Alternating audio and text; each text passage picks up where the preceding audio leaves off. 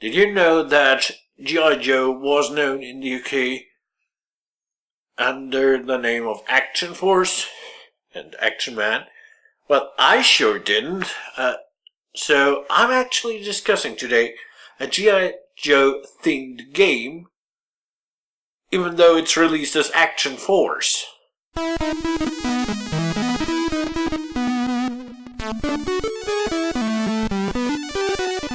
RetroKork.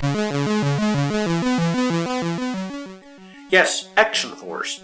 Action Force was the expansion of the UK version of G.I. Joe, known affectionately as Action Man.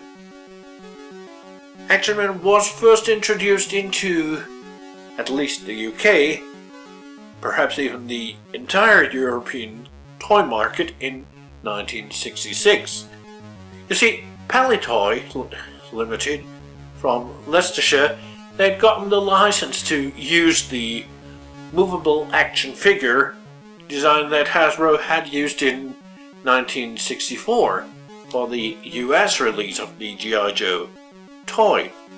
Now, Action Force itself first appeared in 1982 in the UK with some historic and some less historic military figures, extending the Action Man line and even allowing for, well, vehicles and playsets.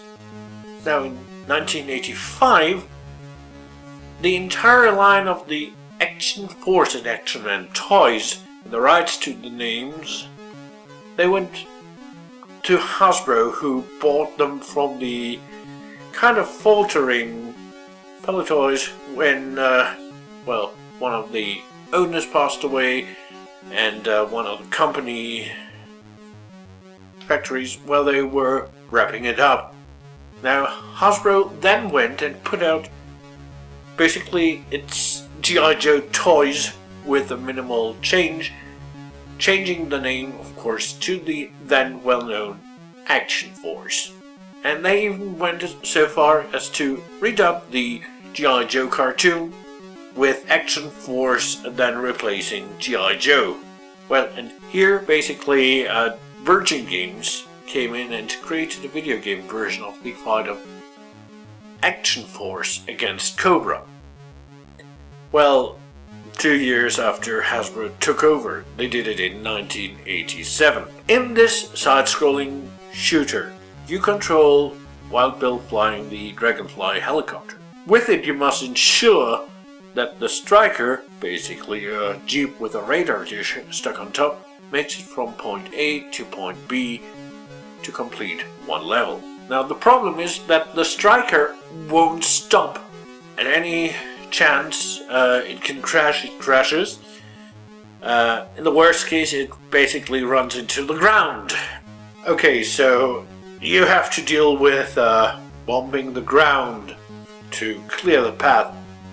Bombing, by the way, works by you pulling down on the joystick while pressing fire at the same time. Oh, and there's Cobra jets and Cobra helicopters, which you have to fight off as well. Fun times all around, because it doesn't really seem to work for me. Maybe it's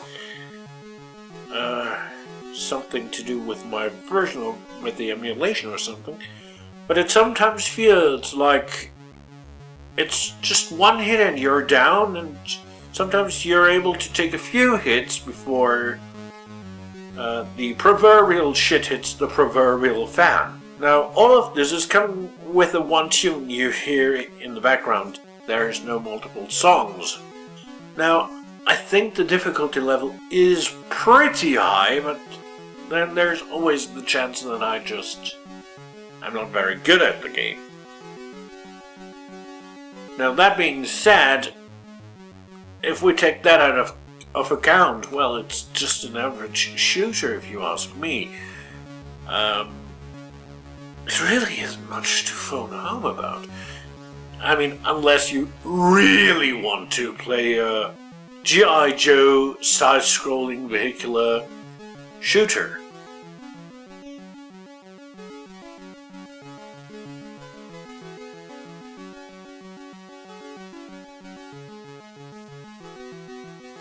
Well, in 2 weeks, well, let's do something different. In 2 weeks I'll be discussing a board game. Well, a board game video game for the Commodore 64. Anyway, I'm going to talk about Advanced to Boardwalk.